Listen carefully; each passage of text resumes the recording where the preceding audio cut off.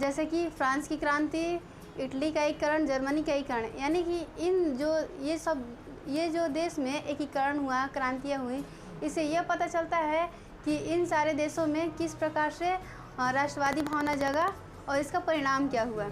अब हम लोग देखेंगे यूनान की स्वतंत्रता में कि यहाँ पर जो राष्ट्रवाद का उदय हुआ किस प्रकार हुआ, इसका प्रभाव क्या पड़ा, परिणाम क्या हुआ, ये सब देखेंगे। तो पहले हम लोग जानेंगे यूनान के बारे में। यूनान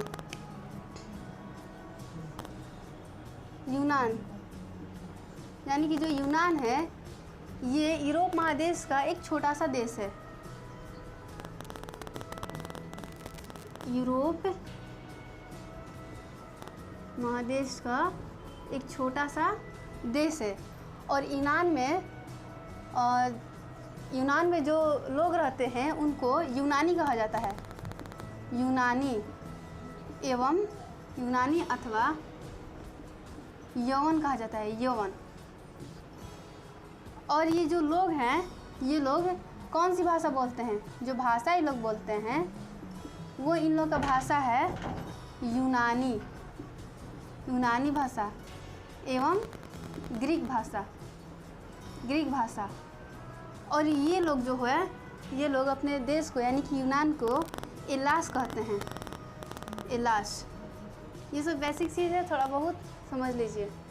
और जो यूनान है इसका जो वर्तमान में जो राजधानी है वो एथेंस है। वर्तमान में जो राजधानी है एथेंस है। तो इसमें हम लोग पढ़ेंगे, जैसे कि यूनान के बारे में पढ़ेंगे। यूनान की जो राजधानी है, यूनान की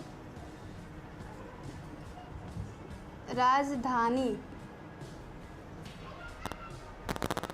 यानी कि यूनान की जो राजधानी है वो एथेंस है। उसके बाद हम लोग जानेंगे यूनान की स्वतंत्रता में हम लोग रूस के बारे में पढ़ेंगे। रूस की राजधानी जो है, रूस की राजधानी मॉस्को है। उसके बाद हम लोग पढ़ेंगे इंग्लैंड यानी ग्रेट ब्रिटेन। इंग्लैंड के बारे में पढ़ेंगे यानी कि ग्रेट ब्रिटेन। इसकी जो राजधानी है, ग्रेट ब्रिटेन की राजधानी ये है लंदन। और इसमें हम लोग पढ़ेंगे यूनान की स्वतंत्रता में तुर्की के बारे में पढ़ेंगे। तुर्की की जो राजधानी है वह अंकारा है, अंकारा। और हम इसमें पढ़ेंगे मिस्र के बारे में। मिस्र का बहुत ही पुराना इतिहास है, यानी कि मिस्र की सभ्यता भी थी पहले। ये जैसे कि हमारे भारत में सिंधु सभ्यता थी, बहुत पुराना इतिहास है, उसी प्रकार मिस्र का भी बहुत पुराना इतिहास है। और इसका जो राजधानी है वर्तमान में, मिस्र की राजधानी काहिरा है, काहिरा। तो ये सब के बारे में हम लोग बहुत अच्छे से समझेंगे। वीडियो क्लास तक बने रहिए, एकदम नक्शे के साथ समझेंगे। तो हम लोग अब आगे देखते हैं, स्क्रीनशॉट ले सकते हैं और यूनान के बारे में जानते हैं। एकदम अच्छे से मैप के साथ जानेंगे। यूनान में राष्ट्रवाद की भावना क्यों जगा था, इस चीज़ को हम लोग देखेंगे। यानी कि यूनान में जो था, यूनान का अपना एक गौरवमय इतिहास है। जैसे कि यूनान में जो था साहित्य था, साहित्य, ज्ञान, विज्ञान, प्रौद्योगिकी, शिक्षा, चिकित्सा, दर्शन, कला, ये सब में यूनान बहुत ही आगे था। और यही सबसे जितने भी यूरोपियन कंट्री थे, यानी कि जो भी यूरोप का देश था, वो सबके सब यूनान से ही शिक्षा ले रहा था। यानी यूनान के ही जो भी साहित्य, ज्ञान, विज्ञान, कला, दर्शन ये सब था, इसी से लोग प्रेरणा ले रहे थे। सारे देश के लिए क्या था जी, ये सब प्रेरणा स्रोत था। अब हम लोग यूनान के बारे में जानेंगे। यानी कि यहाँ पर इतना चीज़ रहते हुए भी यूनान जो था किसके अधीन था? तुर्की के अधीन था, तुर्की के अधीन था। यानी तुर्की जो है एशिया महादेश है, वहाँ का ये कंट्री है। तुर्की जो पड़ता है एशिया महादेश में पड़ता है और ये यूरोपियन कंट्री है और ये एशिया महादेश में है, ये तुर्की। तो ये तुर्की का जो यूनान जो था, यूनान तुर्की का गुलाम था, यानी कि यूनान पर किसका आधिपत्य था?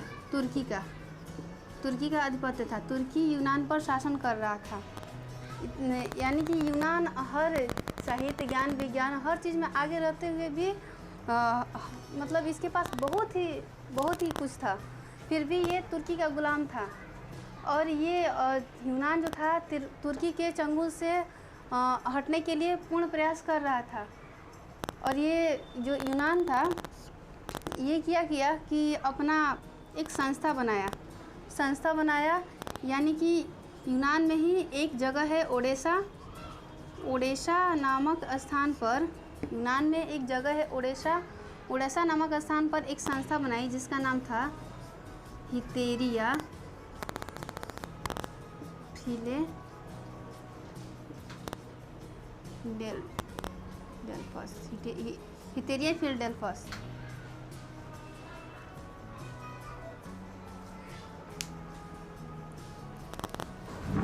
हितेरिया फिलाइट था। हम लोग देखते हैं यूनान पहले है कहाँ। आगे हम लोग देखते हैं वीडियो में यूनान, यानी कि नक्शे के साथ अच्छे से देखते हैं। पहले देखेंगे यूनान है कहाँ, तभी समझ में आएगा, नहीं तो नहीं समझ में आएगा। तो हम लोग देखते हैं कि ये इटली है। इटली जो है ये इटली देश, इटली के बारे में हम बताए थे। इटली यहाँ पर है, उसके बगल में जो है फ्रांस है, यानी कि ये इटली है, यहाँ पर फ्रांस है, यहाँ पर हमारा छोटा सा देश है ऑस्ट्रिया है, और यहाँ पर है पूरा जर्मनी। ये सब के बारे में हम लोग पढ़ लिए थे। फ्रांस, इटली, ऑस्ट्रिया, जर्मनी के बारे में हम लोग पढ़ लिए थे। ऊपर भी है हम लोग का डेनमार्क। ये सब हम लोग पढ़ चुके हैं। और यहाँ पर जो है हम लोग का, ये हम लोग का जो है यहाँ पर ग्रीस है। ग्रीस, यूनान को हम लोग ग्रीस भी कहते हैं। ग्रीस यानी कि यहाँ पर यूनान है। और तुर्की जो शासन कर रहा था वो तुर्की यहाँ पर है, तुर्की यहाँ पर है। और तुर्की का हम आगे वीडियो में बताएंगे कि तुर्की जो था यूनान पर राज कर रहा था, यानी कि ये उपनिवेश देश था ग्रीस तुर्की का। और इसका जो था, इसका जो साथ दिया था मिस्र कहाँ था? मिस्र यहाँ पर था। मिस्र के बारे में हम लोग पढ़ेंगे। मिस्र यहाँ पर था। इधर हमारे रूस था, रूस के बारे में हम बताया है कि पढ़ेंगे। रूस था, यहाँ पर इंग्लैंड था, एकदम अच्छे से समझेंगे। यहाँ पर इंग्लैंड था, यहाँ पर इंग्लैंड था।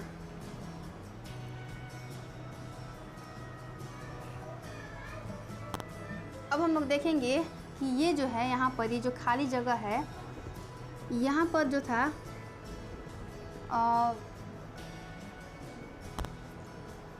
यहाँ पर पहले देखेंगे हम लोग। यहाँ पर जो था भूमध्य सागर है। यहाँ पर जो है पूरा ये सारा के सारा भूमध्य सागर है, भूमध्य सागर है, ठीक है। और यहाँ पर जो है, यहाँ पर एड्रियाटिक सागर है।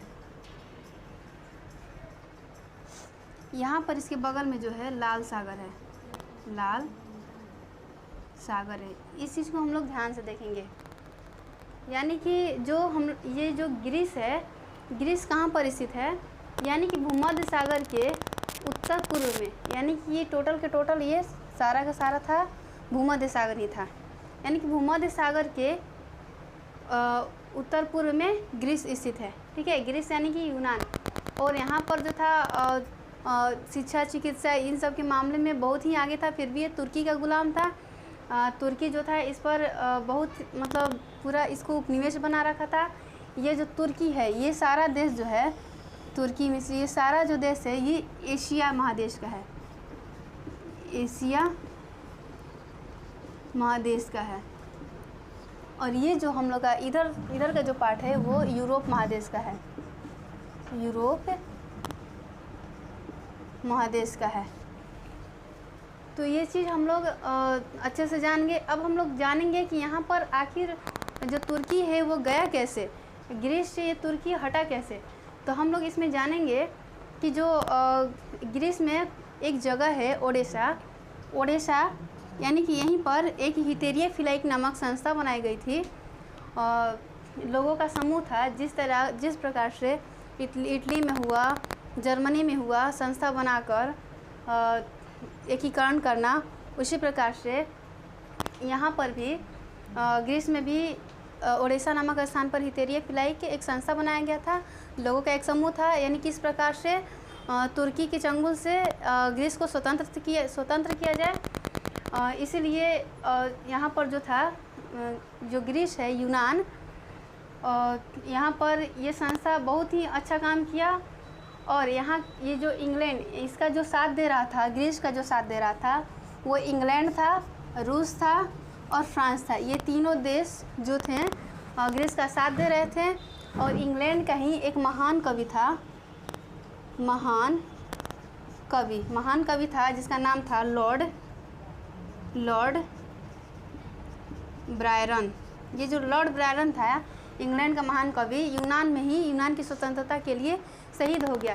तभी से यहाँ पर अधिक मात्रा में स्वतंत्रता प्राप्ति के लिए, यानी स्वतंत्रता की लहर और तेज़ हो गई। फिर क्या किया, जो तुर्की का एक सम्राट था,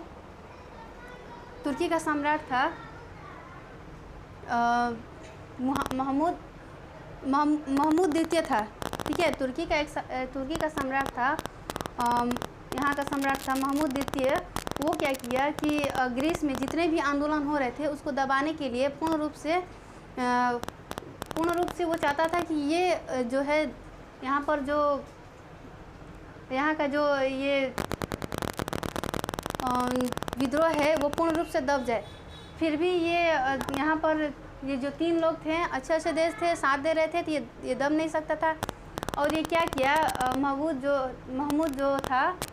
द्वितीय, ये ग्रीस के जितने भी यूनानी यहाँ के लोग थे, सारी यूनानियाँ, यानी कि 20,000 लोगों का मौत का घाट उतार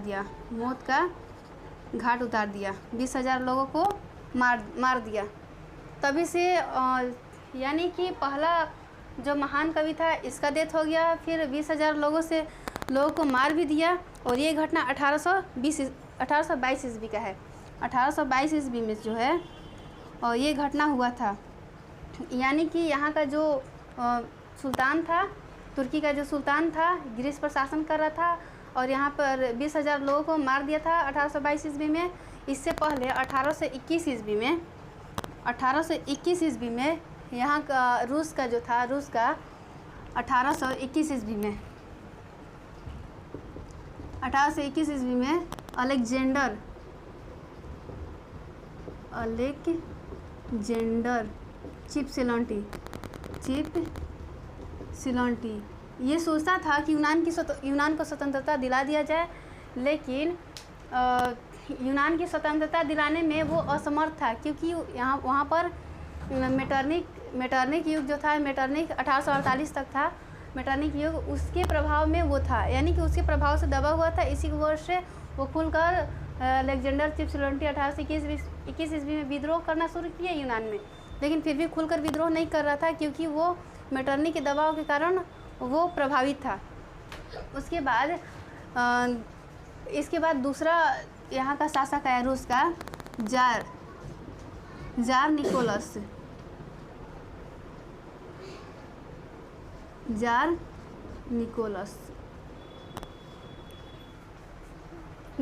जब यहाँ का जो दूसरा शासक आया, तो ये यहाँ पर यूनान के लोग के लिए खुलकर समर्थन कर रहा था। और क्या किया कि जो रूस था, यानी कि रूस का जो शासक था, वो क्या किया कि 18 अप्रैल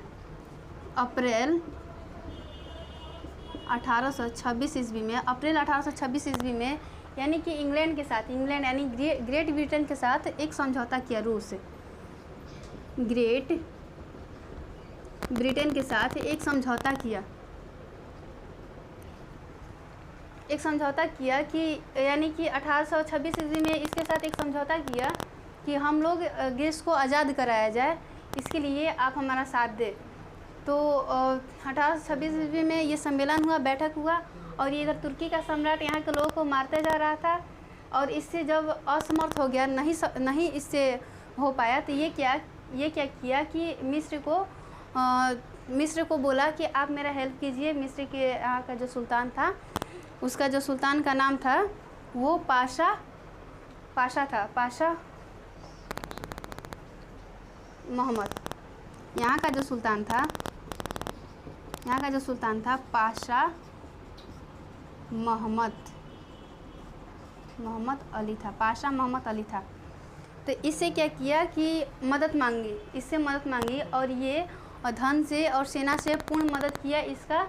और क्या किया कि ये भी इधर से रूस और इंग्लैंड भी ग्रीस का मदद करना चाह रहा था। और 1826 ईस्वी में ग्रेट ब्रिटेन में एक सम्मेलन किया, और सम्मेलन में ये दोनों भाग लिए। और 1827 ईस्वी में और इसके साथ फ्रांस भी आ गया। 1827 ईस्वी में फ्रांस भी इसमें सम्मिलित हो गया। तो 1827 ईस्वी में इंग्लैंड, फ्रांस और रूस, यानी कि इंग्लैंड का ही नाम है ग्रेट ब्रिटेन।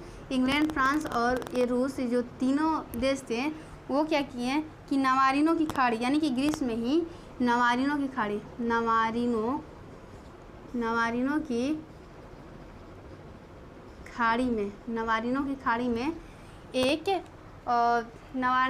में तुर्की के खिलाफ युद्ध का ऐलान किया 1827 ईस्वी में। इंग्लैंड, फ्रांस और रूस, ये तीनों लोग आए ग्रीस के समर्थन में, यानी कि यूनान के समर्थन में आए तुर्की के खिलाफ। और तुर्की की तरफ से ये मिस्र की सेना आई, यानी कि यहाँ का जो सुल्तान था पाशा मोहम्मद अली, ये इसके साथ आया, और यहाँ पर दोनों में युद्ध हुआ। यानी कि यूनान की तरफ से ये तीन देश थे, और तुर्की की तरफ से मिस्र की जो सेना आई थी, और 1827 ईस्वी में।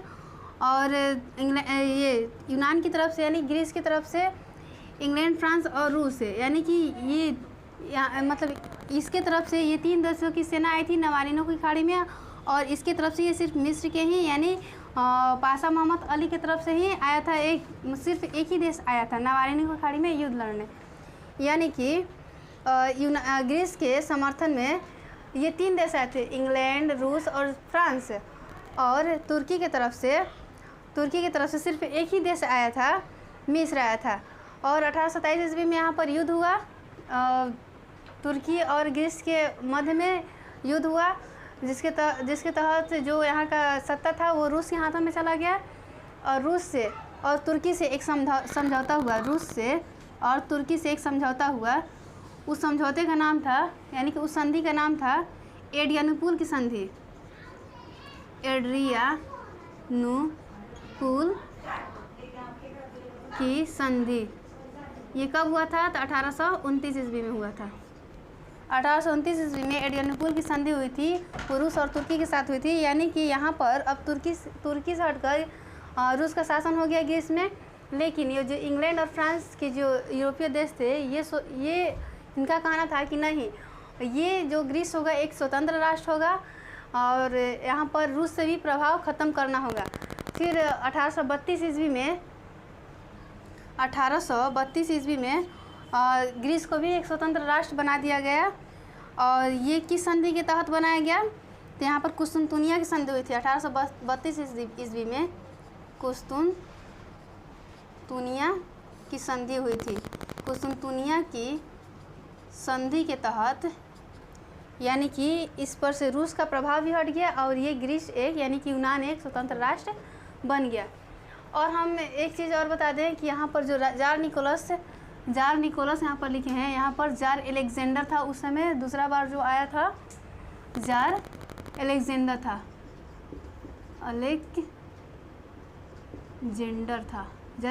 था। और जो कवि, ये महान कवि जो लॉर्ड ब्रायन है, इनकी जो मृत्यु हुई थी 1824 ईस्वी में हुई थी। तो इस प्रकार से जब 1832 ईस्वी में यूनान को स्वतंत्र राष्ट्र घोषित कर दिया गया कुस्तुनतुनिया की संधि के तहत, तो ये जो ग्रीस था एक स्वतंत्र राष्ट्र बन गया। इसके तहत ये यहाँ पर भी राष्ट्रवाद की भावना किस तरीके से यूनान में उत्पन्न हुआ, ये सारा हम लोग देखें, और इसका परिणाम भी क्या हुआ, ये सारा हम लोग देखें। अब अगला वीडियो आएगा, यानी कि 1 लेसन हम लोग का समाप्त हो गया। और इसी पर जो हम लोग का पोलैंड था और बोहेमिया था, वहाँ पर भी इसी तरह से हुआ था। वो भी यूरोपियन देश ही था, वहाँ पर भी इसी तरह से राष्ट्रवाद की भावना जगा और बहुत सारी क्रांतियाँ हुई। तो अब हम ये 1 चैप्टर समाप्त करते हैं यहाँ से, और अगले चैप्टर यानी कि 2 चैप्टर रूस की क्रांति अगले वीडियो में लेकर आएंगे। धन्यवाद।